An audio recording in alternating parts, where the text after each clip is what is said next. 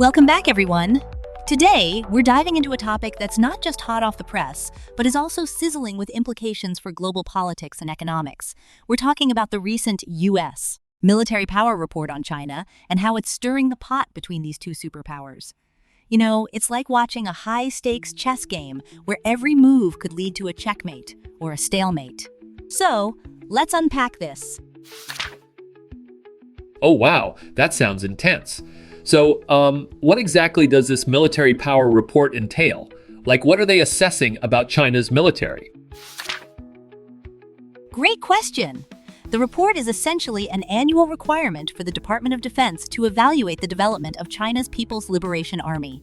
Think of it as a report card, but instead of grades, you have military capabilities, advancements in technology, and strategic intentions. It's crucial because it helps the U.S. understand how China is positioning itself on the global stage. Right.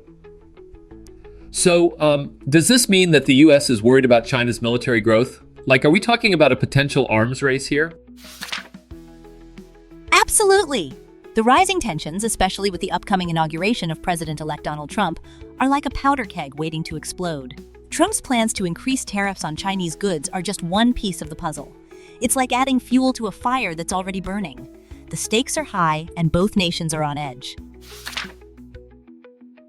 Oh man, that's wild. So, what did China's foreign minister say about all this?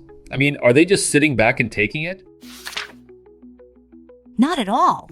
The foreign minister expressed a sense of optimism about potential cooperation between Beijing and Washington. It's like he's trying to extend an olive branch while also warning against U.S. interference regarding Taiwan.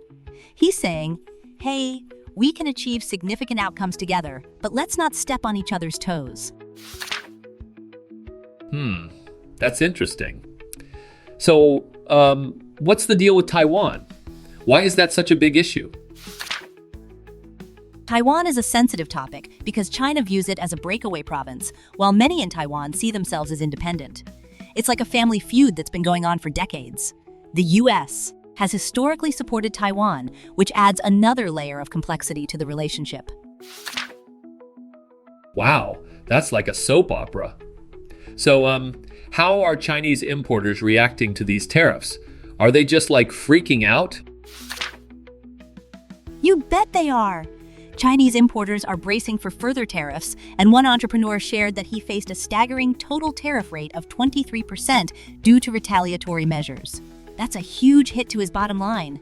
It's like trying to run a marathon with a boulder strapped to your back. Ouch, that sounds painful.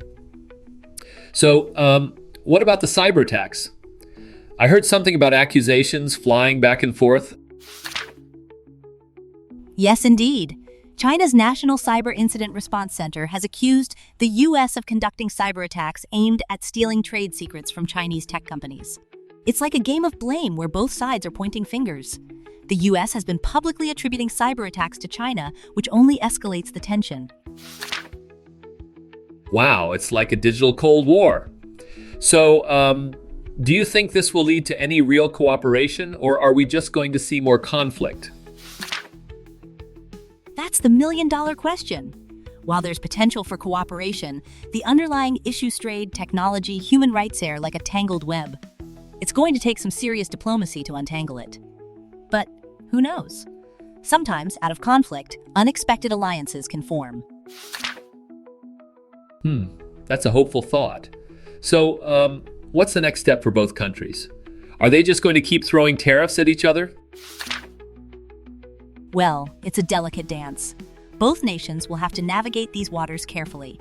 It's like walking a tightrope. Misstep could lead to a fall. But if they can find common ground, there's a chance for a more stable relationship. Wow, this is so fascinating. I can't wait to see how this unfolds.